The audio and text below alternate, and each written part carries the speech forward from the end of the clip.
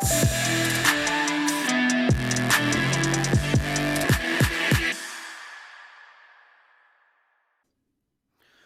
going on, guys? Welcome into episode number 41 of the Ask Tony Show. Thank you guys so much for being here once again. Another week, another awesome guest, and we're going to talk about one of my favorite topics, one that I wish I could talk more about, and that is fitness. So one of my good buddies, Aaron Rowan, is our guest today. He is a fitness influencer. His videos are awesome. We're going to talk a little bit more about that. You guys can check him out on Instagram. But one of the reasons why I wanted to bring Aaron on is his approach, and we're going to get into that. But it's a very, I want to say, a much healthier approach than some of the other approaches that I've seen. I know a lot of people in the fitness industry, so I'm very excited about today's conversation. So Aaron, thank you so much for being here, my man. Hey, thanks for having me, Tony. I'm excited to be here.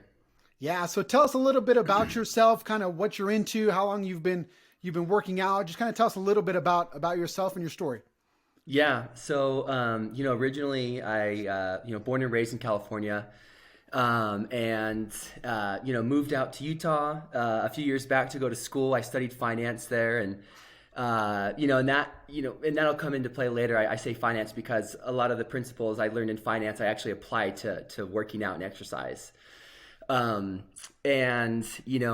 fitness and exercise, I started working out when I was younger in high school. I didn't know a lot back then, but I've kind of always enjoyed living a healthy, active lifestyle. I've always enjoyed, getting into the gym. I love the vibe that you get when you get to see other people working out or reaching their goals and getting after it. It motivates me and inspires me every time I go. So I've been in the game, I guess, if you will, for, 15, 16 years, but that's not to say I'm not learning every single day. I look back from high school and I think, wow, like I've learned so much since then, and I still have so much more to learn. Yeah, no, I love it. And just to give you guys a little bit of context, Aaron and I, we served a mission in Honduras together.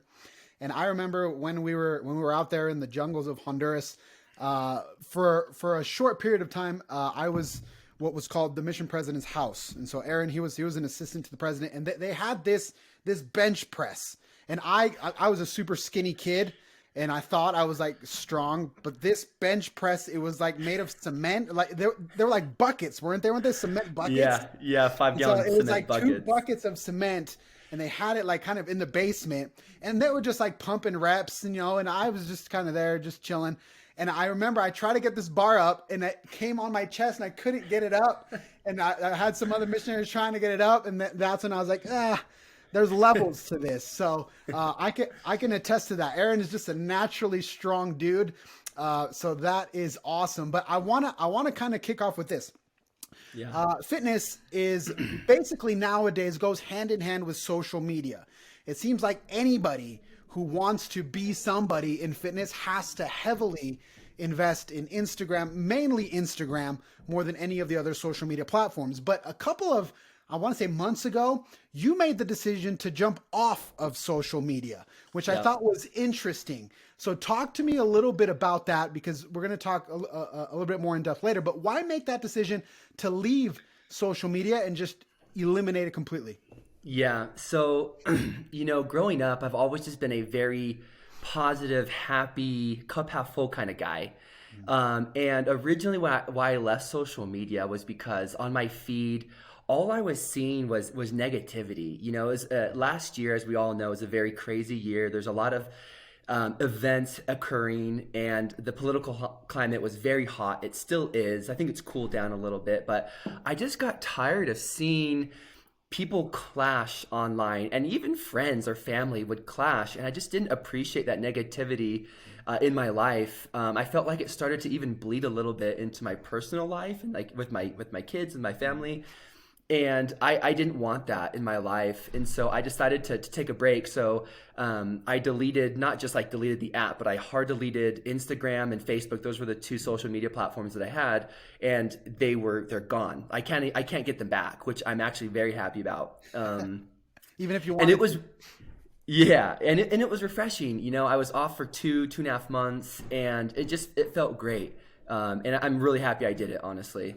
Yeah, and I've known a lot of people that have done, not all of them have like eliminated it completely, but a lot of people have done like what they call like a social media fast of like a Right. week or like 2 weeks.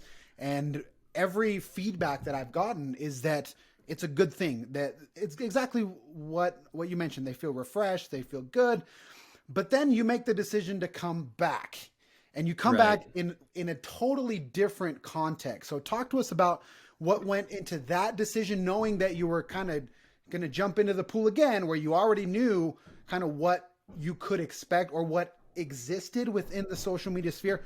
Why Right. come back, and what is the change in approach this time around? Yeah.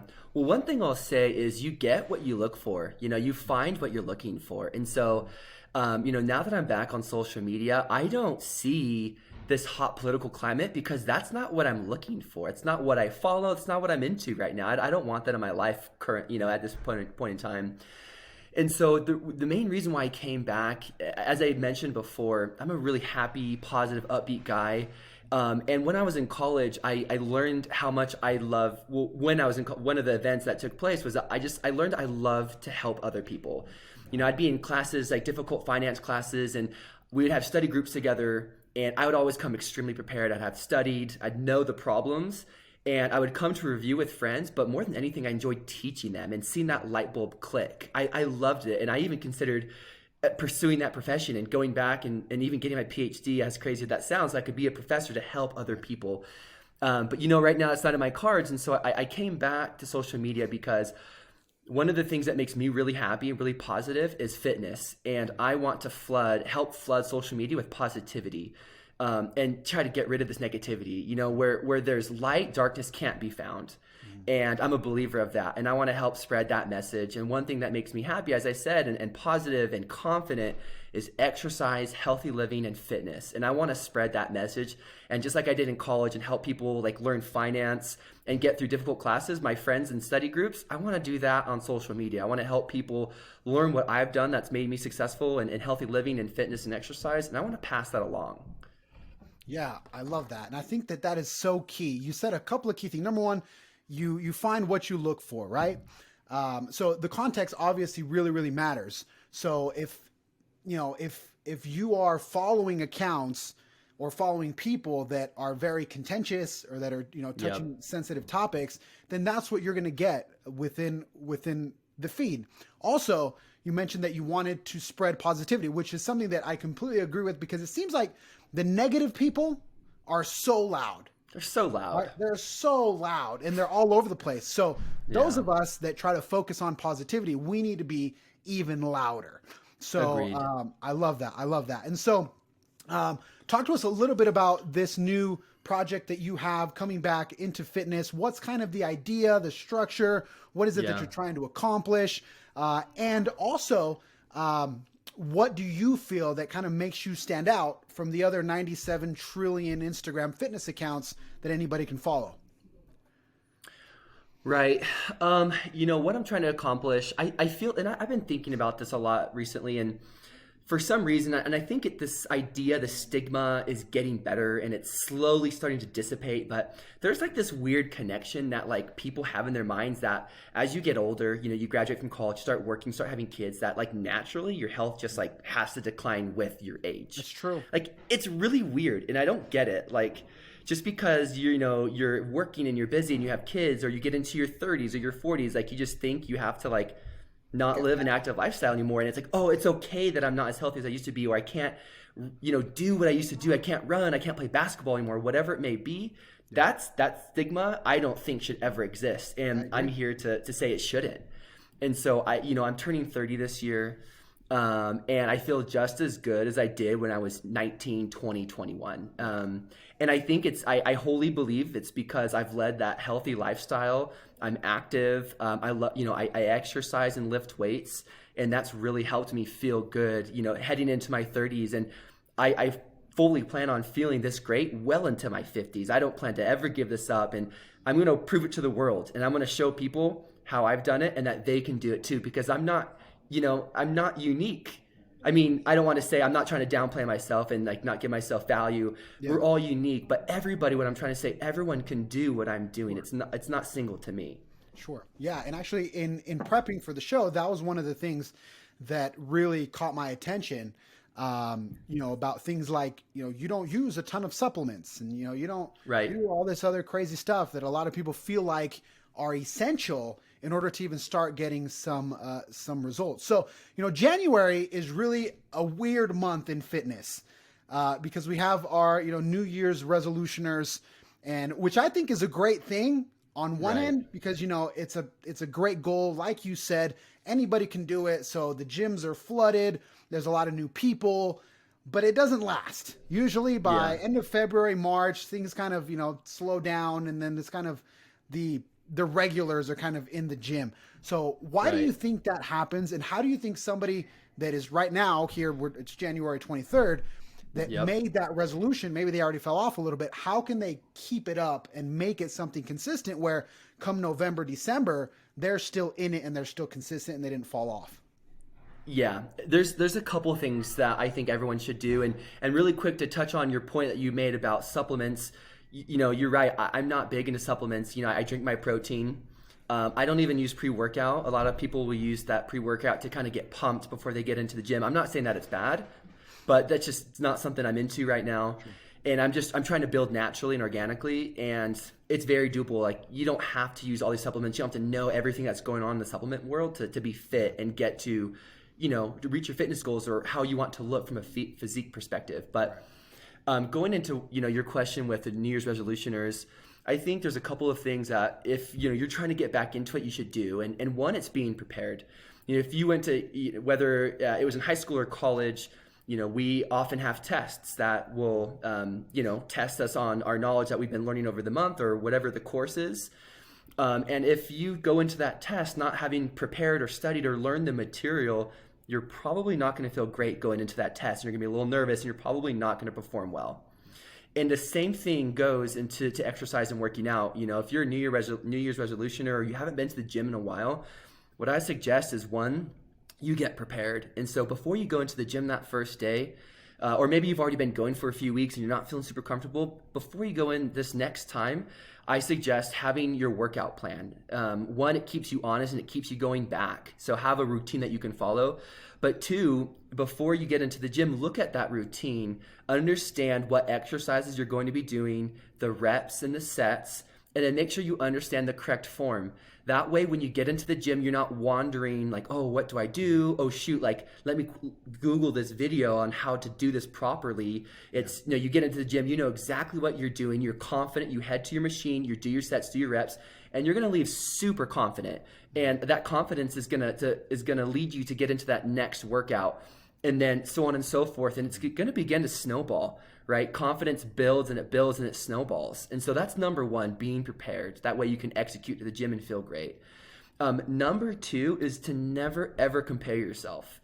I'm not going to say that I have never fallen victim to this, because I do currently, and I try not to. I'm here to say that I'm not perfect, but I am constantly checking myself to not do it. So what I mean by that is, when you get into the gym and you're working out on your exercise or your machine, don't look to the guy or girl next to you and say, oh man, like, they're so much better than me, or why don't I look like them? I shouldn't be here. That's not true, right? You should not be comparing your journey to somebody else's. This is your journey and yours alone.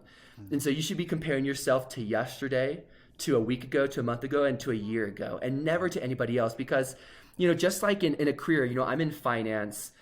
And if I was constantly comparing, so currently, I'm newer in finance. I've been in the game for about 3 years. So I've kind of come up the ranks a little bit, but there's still guys and girls who are decades ahead of me. And if I'm always comparing myself to their knowledge base and to how they can speak in front of executives, I'm going to get really down on myself, and that's not going to be good for my career. And so I need to check myself and stay in my lane, if you will. And so same thing for the gym. Don't compare yourself. Get in there, compare yourself to yesterday and to last week, and check your own progress. And that's going to really, again, help you build confidence as you see yourself progress and meet your own personal goals. Yeah, I love that. And one of the reasons why I think fitness is such an interesting sport is because it truly is you against you. Yeah. In any other team sport, basketball, football, there's a lot of factors, there's other players, there's so much around you that contribute to your success. But when it comes to fitness, it's just you. It's you and the work that you put in, the dedication that you have. So I love that point of not comparing yourself to somebody else. Now, going back Yeah. on the first thing you said about being prepared, I feel Yeah. like this point often overwhelms people for two reasons.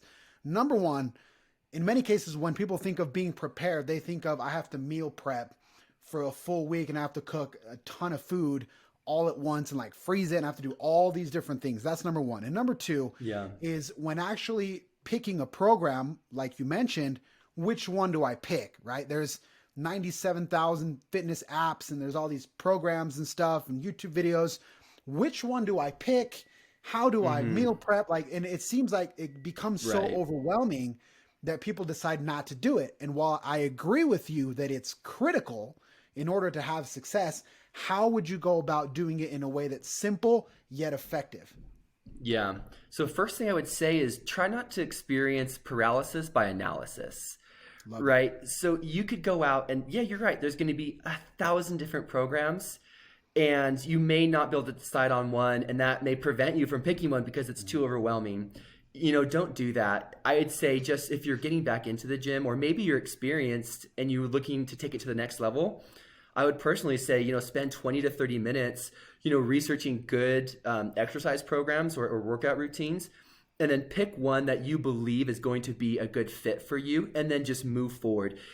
Granted, maybe it's not the best one for you, but you're going to figure that out after. And that's okay because you're going to learn. That's part of your journey. Looking back when I first started working out in high school, it's almost funny and comical by thinking about what I used to do and specifically not do. But like if I had never started, I wouldn't be here where I'm at now.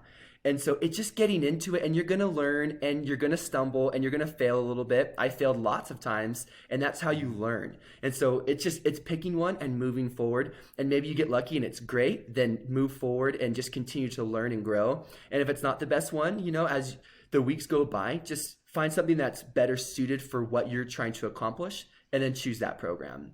Now, in regards, oh, sorry, did you have something to say? Go ahead. Nope. In regards to meal prepping, there are definitely people who do it. It's not necessary, especially when you're starting out. I don't even meal prep.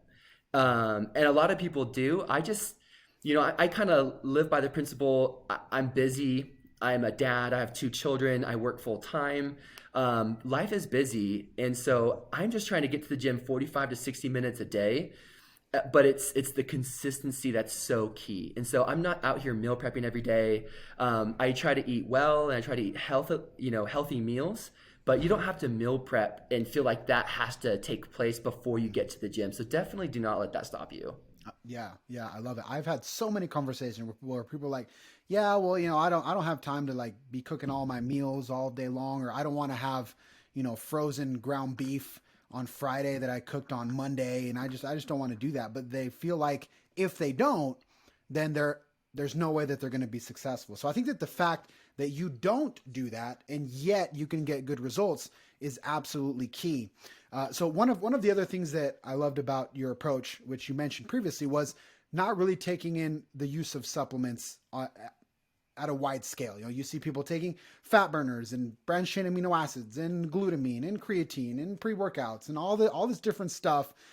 And especially for people that are new, they go and they spend a ton of money on powders that they don't even know what it's for. They don't know what it is. They don't know.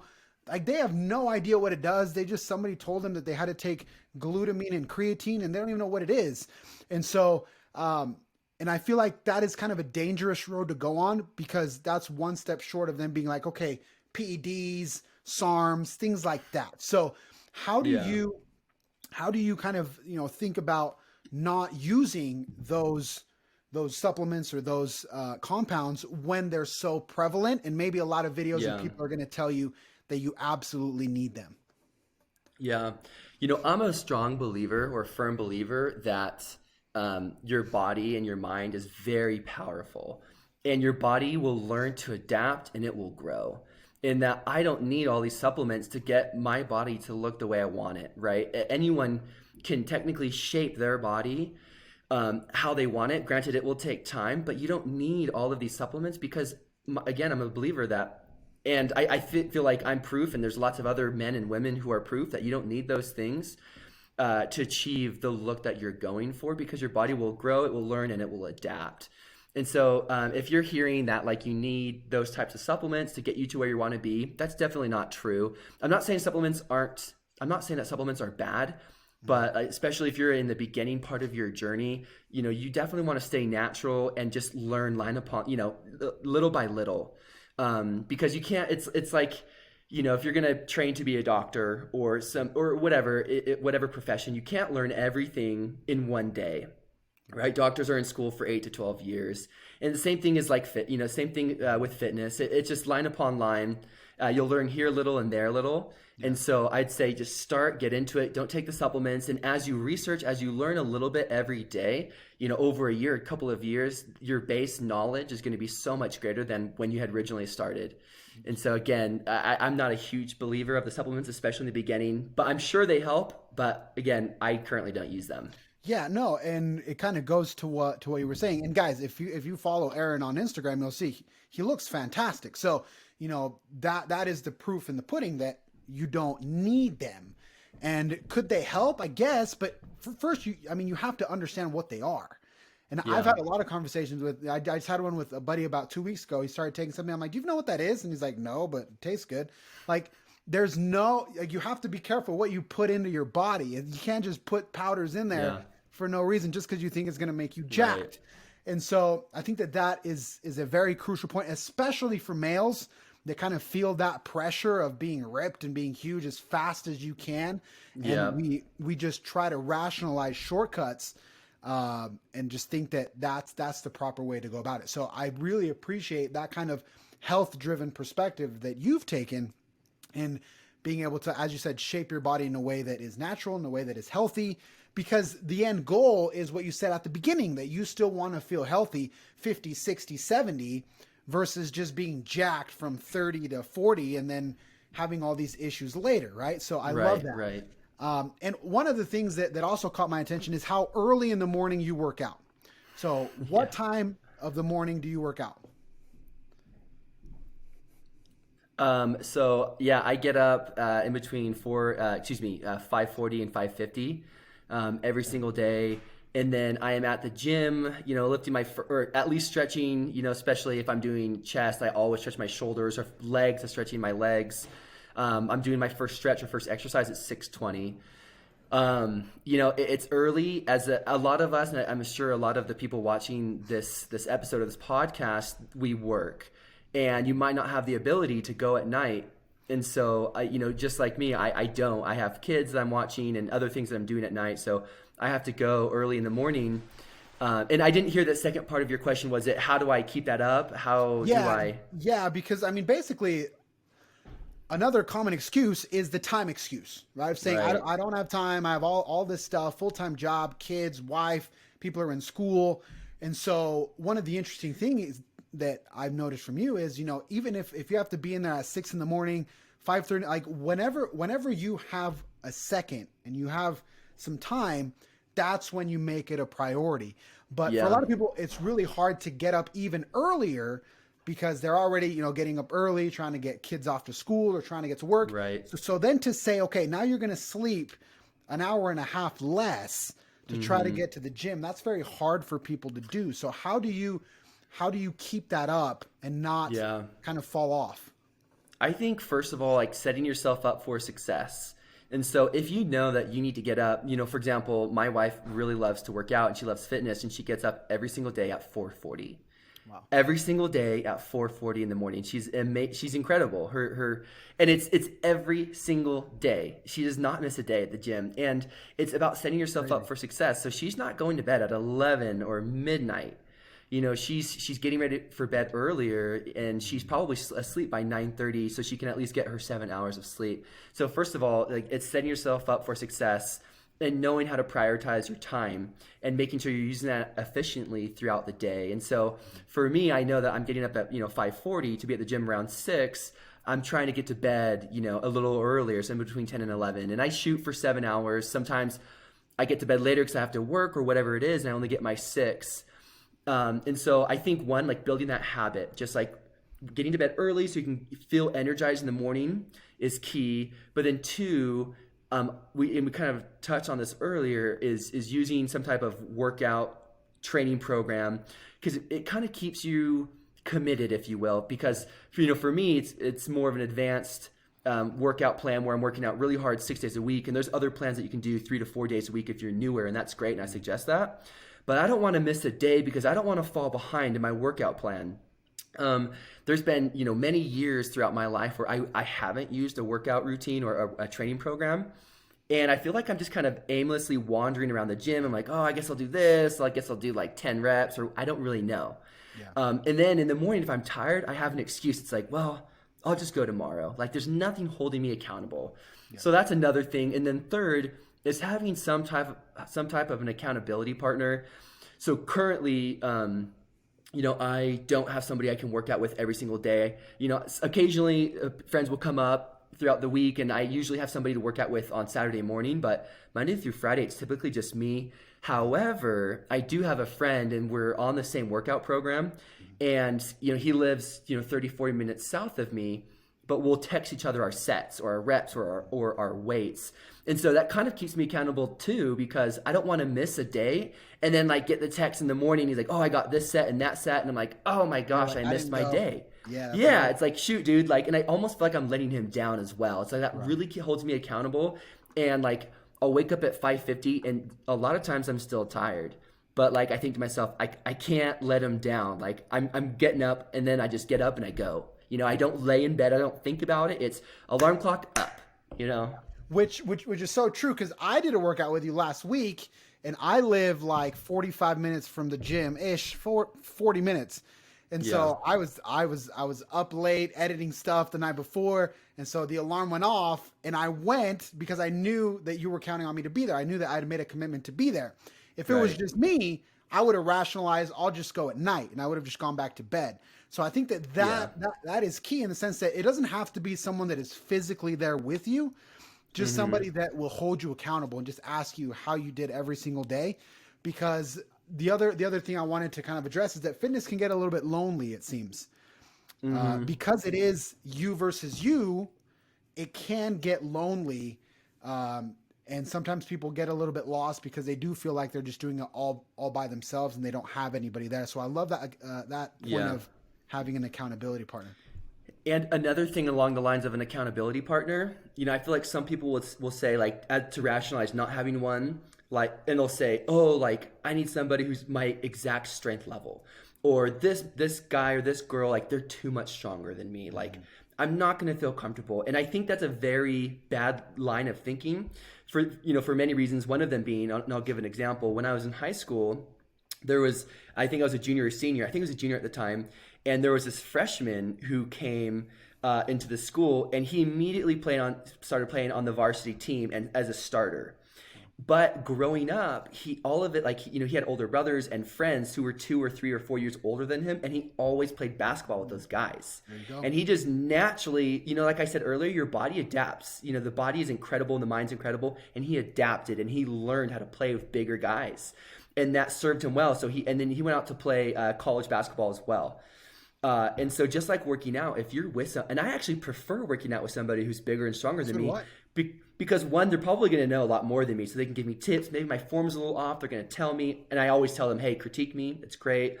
They're going to push me. I'm going to see them doing bigger weight, and then, I'm going to push myself. Okay, fine. I'll try an extra 5 pounds, or I'm going to go for that too. And so I highly suggest, if you find somebody who's stronger than you, go for it. It's only going to help you. Yeah, and one of the things sometimes people are afraid of is that the big dudes, they're just rude, and they're just these jerks, and they don't want to talk to anybody. But what I found is that the people that are kind of a little bit more ahead, they're the nicest people.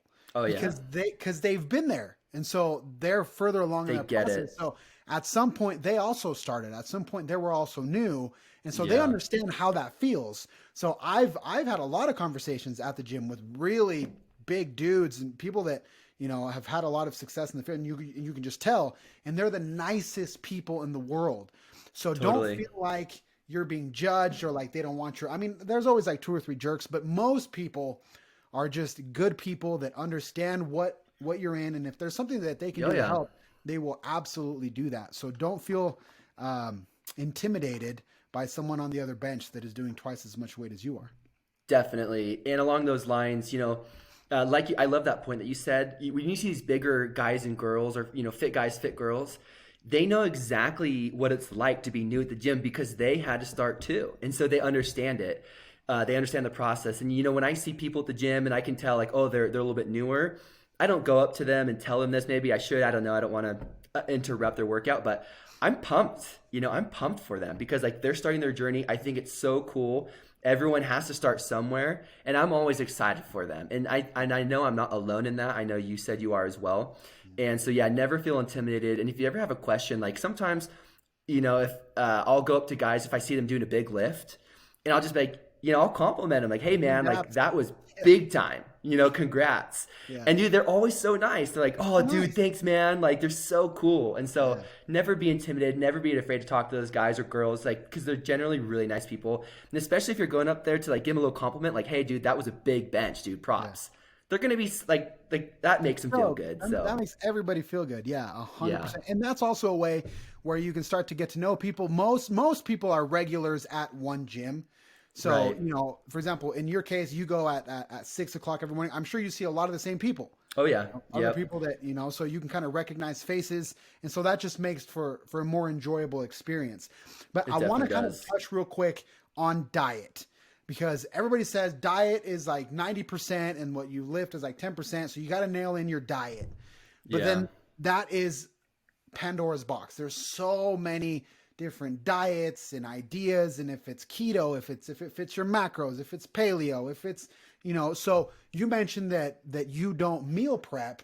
So talk Yeah. to us a little bit about what you do. Do you count your calories? Do you count your macros? How strict are you there? Because obviously the results are there. So what approach do you take to your diet?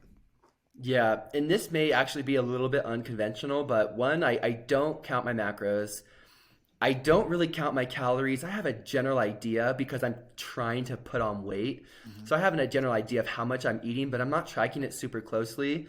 And yeah, I haven't been like super intense in that arena. What I will say, especially regarding your diet, like you need to stay away from certain things. Like if you're trying to like enhance your physique, one, you get out of your body what you put into it. And so if you're eating McDonald's every single day, well, I mean, like it's gonna affect your workout. Like if I was working out with a buddy just today, we had a big leg workout, and he near the end was like fatiguing pretty hard. He's like, dude, I had McDonald's last night, And I don't get me wrong, I love a good Big Mac. Like I love their fries. Like don't get me wrong, but I'm just saying like it's going to affect like your output. What you put in, you get out. And so like one, like me and my wife, like first of all, I'll say I'm very lucky. I have an amazing wife, and she's so awesome, and she cooks almost every single night. And she studied dietetics in school. That's what she got her degree in, and so she understands, what to eat, maybe what not to eat. And so some of the things that we stay away from are things like processed foods. We try to eat, more whole grains or whole foods. We don't eat a ton of red meats. We stick to like things like turkey and chicken, things that are a little bit lighter, if you will. And again, I love a great steak. Don't get me wrong. I'd probably eat more steak if my wife gave it to me. We're also young though, so it's not like I can afford steak every night either. So I'll put that out there. Yeah. No, I love it. I love it. Yeah. Because I feel like that approach to simplicity is what really makes it to where you can actually stick to it. And I think that is kind of a very common theme throughout fitness is it's very easy to overcomplicate. It's so easy to make it incredibly complex and then eventually fall off. And so there are also a lot of like trends out there. Keto, I did keto for a little bit, intermittent fasting, if it fits your macros, all of those different things. But what you have shown is that you don't have to fall victim to those fads. If you can just simply, try to eat clean. I see you, drinking water every 5 minutes. If you can just drink your water, your body will Lots change of water. and your body will adapt. So let's talk about the water thing.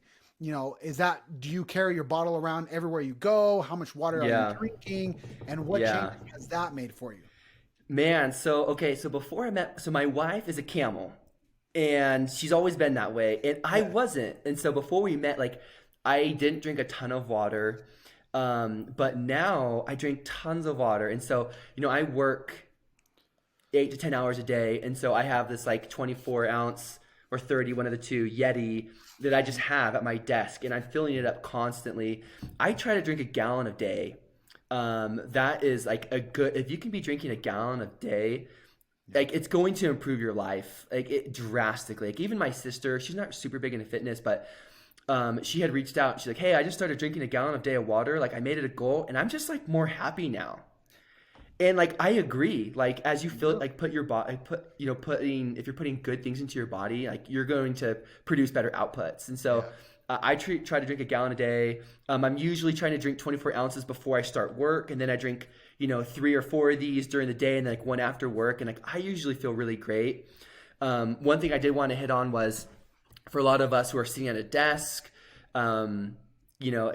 after you eat lunch, I typically fall into what we call the post-lunch food coma. Yeah. Right? I get really tired, and I'm always thinking, man, I could use a Coke right now. I fall victim. Like I'll do it, but like lately I've made a goal to like cut that out, because it's easy to drink empty calories. Yes. And so instead of that, when that hits around 2:30, instead of getting a soda, when I start getting that like that desire to drink, because it happens every single day, instead I go grab a little protein shake. And that could just be some water and your protein. It doesn't have to be anything heavy.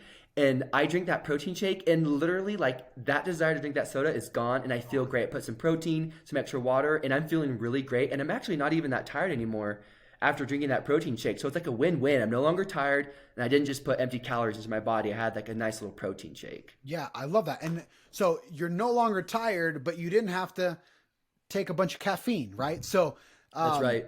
So have you found that, just drinking more water has maybe reduced some of those cravings that everybody, deals with?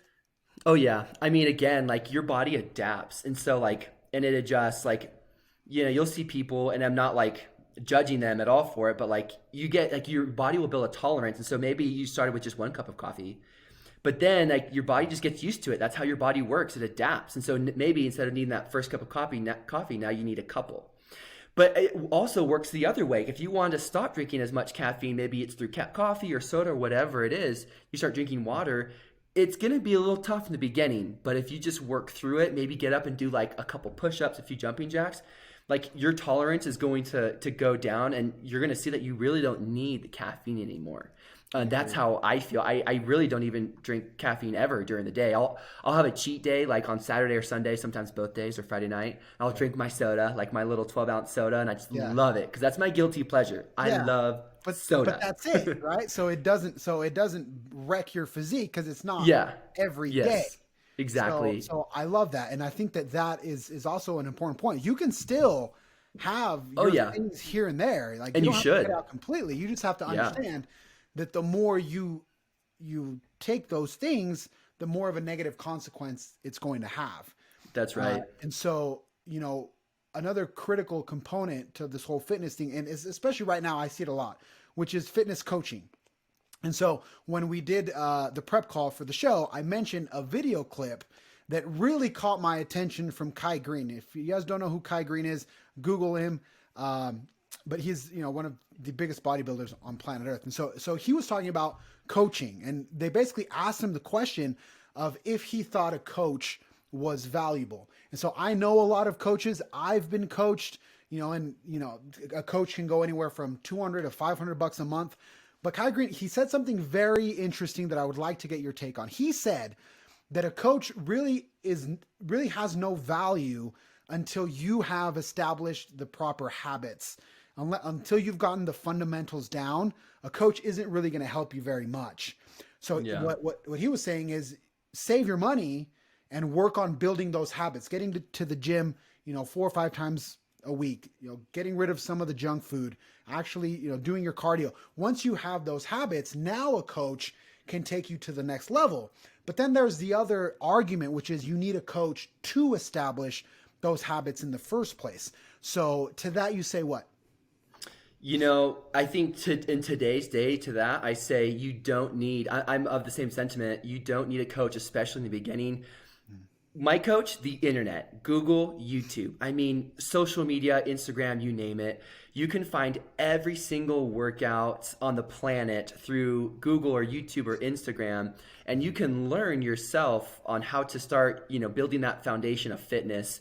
I mean, truthfully, you could go out. If I wanted to teach myself exercise science, I could do it. I don't need to go to college The info is to there. the info is all there. I could buy books. I could learn. I mean, granted, college helped me learn how to learn, and that was great. But I don't need a professor teaching me. I can go out and read a book and learn for myself. And the same thing goes for fitness, especially in the beginning. I say save your money. I mean, personal trainers are very expensive, and they have their place and they hold their value. But especially in the beginning, I say build that foundation yourself. Learn learn those building blocks. And then once you get to that, intermediate stage and you want to really take it to the next level, then I'm all for a coach. They can really help, like, because I think they have a deeper understanding of, the reps and the sets and heavy strength days versus hypertrophy days or high rep days, and how that's going to build your muscle and approach your max strength, or, increase the cell size for muscle development. All of those things personal trainers can teach you, but I believe, have the foundation first. And you can get that through following, Instagram followers or fitness influencers or YouTubers and so on and so forth. Sure. Yeah. No, I agree. And I remember having a conversation with one guy who started coaching. He did coaching for about 2 or 3 months, and then he just had a bad month and he couldn't afford it. So he had to stop the coaching, but then he stopped lifting because he's like, yeah, I couldn't afford my coach. And I'm like, bro, like you don't like, so I completely agree with you 1000%.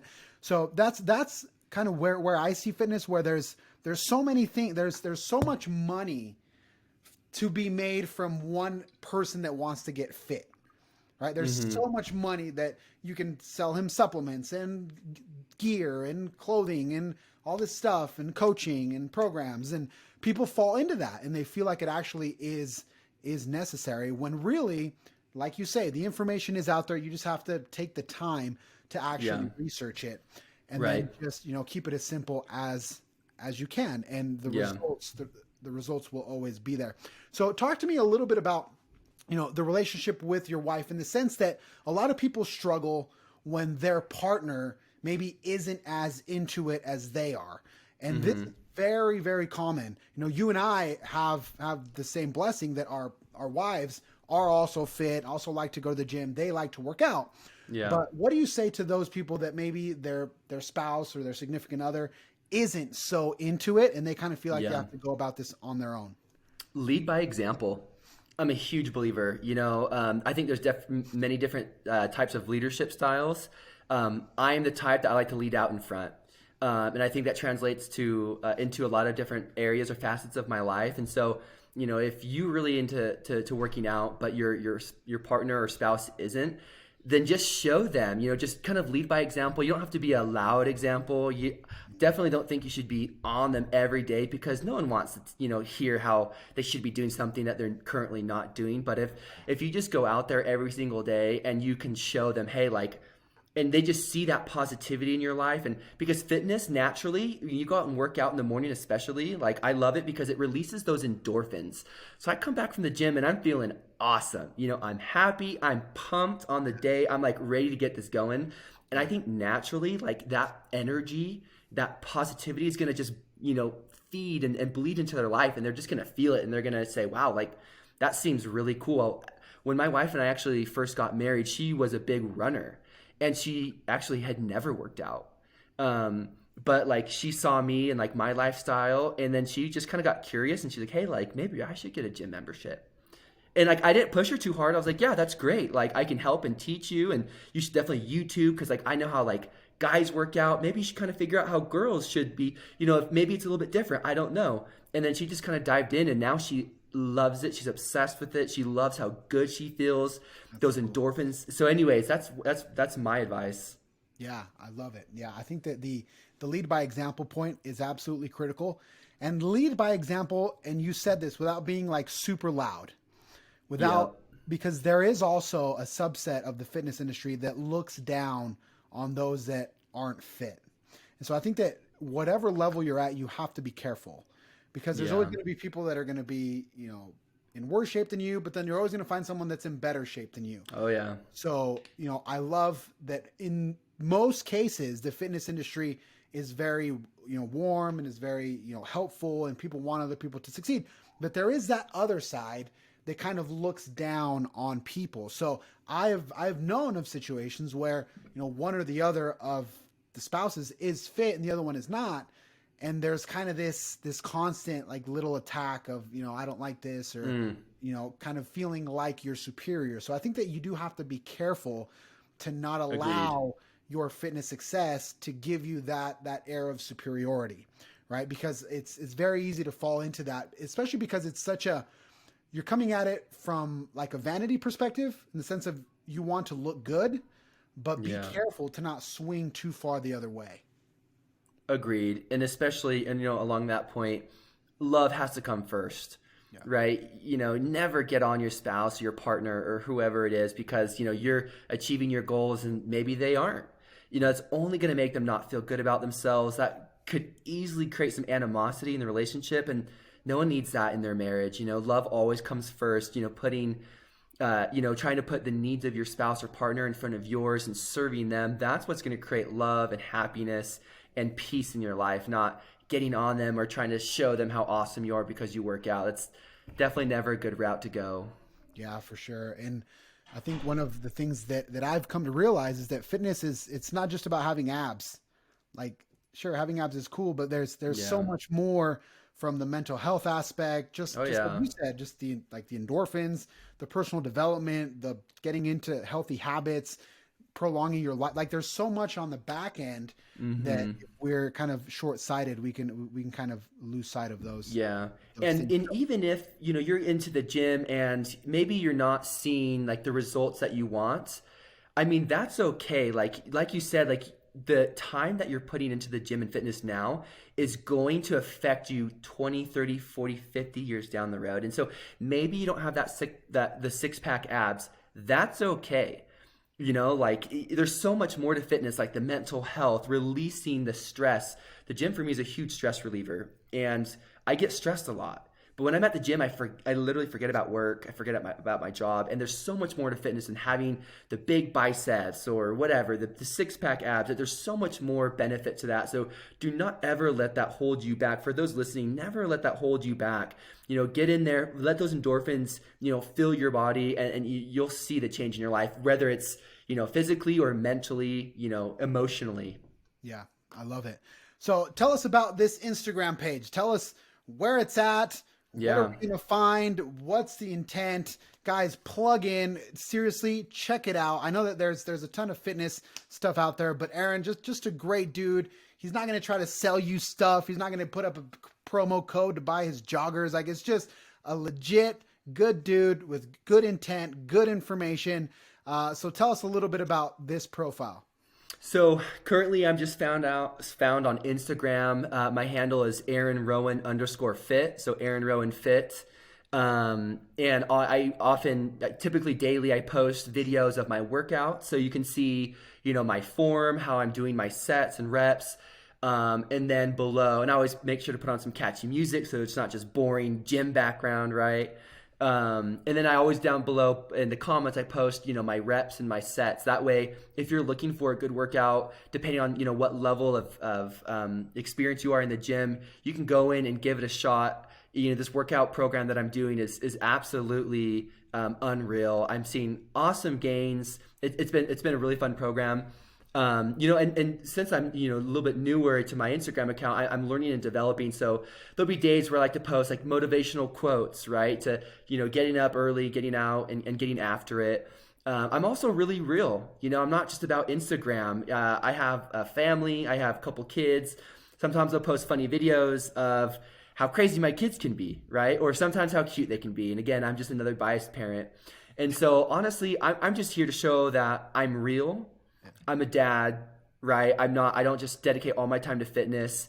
I'm not perfect. My family's not perfect, but we get through life and we have a great attitude. So my goal is just to uplift people, make them happy, hopefully shed a little positivity into their life. I love that. I love that. What more can we ask for, guys? We got legit fitness advice. You have videos showing form. You have the breakdown of the reps and the sets.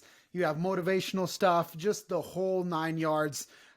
So Aaron, thank you so much for coming on the show. I personally have learned a ton just in our multiple conversations together. So before we go though, give us your top 3 tips for someone who wants to get from where they're at to where you're at. Definitely. Well, first of all, thanks for having me, Tony. This has been fun. I've enjoyed, one, getting to work out with you. That was awesome. Two, be able to walk through these ideas and how people should think about fitness. I really hope that people can get a lot of value from this podcast. And I think if they listen with real intent, they definitely will. I agree. But my 3 key takeaways is, one, consistency. You are not going to get where you want to be in one day, 1 month, maybe even 1 year. It takes time. So be consistent. I'm not working out for over 60 minutes every day. It's 45 to 60 minutes, but I do it every single day. And that's how I achieve my goals. Number 2, don't compare yourself, right? We talked about that earlier. Don't do it. It's not worth it. This is your fitness journey. Compare yourself to you and yourself only. And then lastly is having patience, right? Having patience with yourself. And it goes into the consistency. You're not going to achieve your goals in 1 month, 2 months, whatever it may be. It's going to take time. I'm a finance guy. So, I studied finance and I work in corporate finance. And one example I like to think about is the idea of compounding interest. Mm-hmm. And so, I'm a really big into retirement investing. It's easy once you learn how to do it, and it's passive. And so, for example, if you're into your 401k, or if you know what that is, basically it's just a retirement vehicle that you can put dollars into each month or each year, whatever your time frame is, and that money will grow over time. And so I love Excel. So I put these numbers into this big Excel model I made, and the most of the growth that you'll see in your retirement account isn't in the first 20, even 30 years of your working experience. It's in like the last 5. Where you can double, triple, quadruple, those dollars that you've put in. But the reason why it compounds so quickly is because of the time up front, the first 20, 30 years of that effort. It starts compounding. It gets so big. It grows so quickly. The same with working out. And what I mean by that is when you start working out, and you start putting on additional muscle, you're going to increase your basal metabolic rate. And what that is in layman's term is just how quickly you burn calories. Yeah. And so somebody who's really big and very muscly, if you will, is going to burn more calories just sitting doing nothing than some person with higher body fat level. Right. Or ratio. And so for the compounding effect, the more muscle you put on, right, 1 day at a time, 10 years down the road, 20 years down the road, that's going to not even that much, a year down the road, 2 years down the road, that's going to compound. And that additional muscle, you're going to be able to eat more food. Your how many calories you burn for just doing nothing is going to go up. And so just every single day, like you're putting the effort in now, and down the road, a year, 2 years down the road, your life is going to change drastically and the growth is going to happen quick, but you need to be patient and you need to be consistent, just like that retirement investing. Golden. Absolutely golden, guys. That is the key. Consistency. Don't compare, and just keep it simple, guys. Don't spend money you don't have to spend. Don't do anything dumb. Just get to the gym, work hard, leave the gym, love your family, do the right thing. Don't eat junk food, and eventually you'll look like this guy. So with that being said, guys, thank you so much for tuning in to episode number 41 of the Ask Tony Show. Again, Aaron Rowan _fit. Yep. Aaron Rowan _fit. Follow him up. If you have any questions, hit him up. He's one of the nicest dudes I know. So why look anywhere else? With that being said, guys, until next time. Thanks again, Tony.